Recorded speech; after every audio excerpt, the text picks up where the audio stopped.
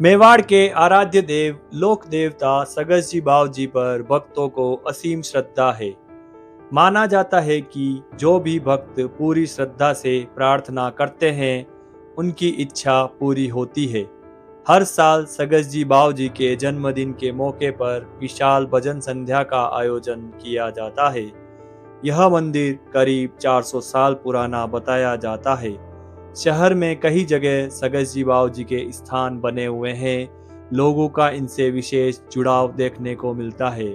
उनमें प्रमुख स्थान सर्व ऋतु विलास सगस जी बाव जी का माना जाता है। उसके पश्चात गुलाब बाग की बावड़ी में अर्जुन सिंह जी सगस जी बाव जी का स्थान, जोगपोल दाता भवन में सगस जी बाव जी का स्थान, कंवरपदा महल में सगस जी बाव जी का स्थान, आयड़ पुलिया पर सगस जी बाव जी का स्थान, आयड़ के रामद्वारा चौक में स्थित कंवर जी बाव जी का स्थान और आयड़ की महासत्या में स्थित सगस जी बाव जी का स्थान प्रमुख है। जी हाँ दोस्तों, इतिहास और लोक कथाओं के हवाले से जानकार बताते हैं कि मेवाड़ के लोक देवता सगस जी बाव जी महाराणा राज सिंह जी के बड़े पुत्र थे, जो उदयपुर शहर के सर्व ऋतु विलास महल में रहते थे। किसी के बहकावे में आकर रानी अपने पुत्र को गद्दी दिलाना चाहती थी। तब उन्होंने महाराणा को कुंवर के प्रति भड़का दिया और क्रोध में राज सिंह जी ने अपने ही पुत्र का वध करवा दिया था। महाराणा राज सिंह जी बड़े पराक्रमी व साहित्य प्रेमी थे, लेकिन उनका स्वभाव बहुत क्रोधी था। महाराणा राज सिंह जी के कुल 8 रानियां थी और उनके सबसे बड़े पुत्र थे सुल्तान सिंह जी। चूंकि यह पाटवी पुत्र थे तो महाराणा के पश्चात गद्दी के उत्तराधिकारी भी यही थे। महाराणा की कोई रानी जो अपने पुत्र को राजा बनाना चाहती थी तो उसने षड्यंत्र करके राणा राज सिंह जी को सुल्तान सिंह जी के प्रति भड़का दिया और क्रोधी स्वभाव के महाराणा ने अपने ही पुत्र का वध करवा दिया। लेकिन जब राणा राज सिंह जी को इस षड्यंत्र का पता चला तब उन्होंने उस रानी का भी वध करवा दिया था।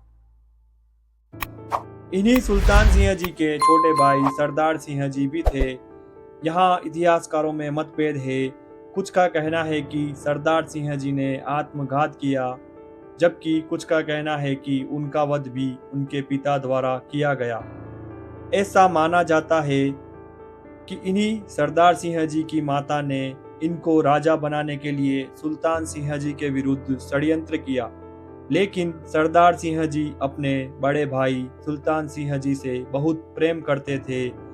जब उनको सारी बातों का पता चला तब उन्होंने जहर खाकर आत्महत्या कर ली। वहीं कुछ अन्य जानकार मानते हैं कि सरदार सिंह जी के विरुद्ध भी राजमहल में षड्यंत्र हुआ और महाराणा राज सिंह जी ने इनका भी वध कर दिया। अब बात करते हैं कि कैसे एक मरे हुए व्यक्ति को यति जी के द्वारा जीवित कर दिया गया।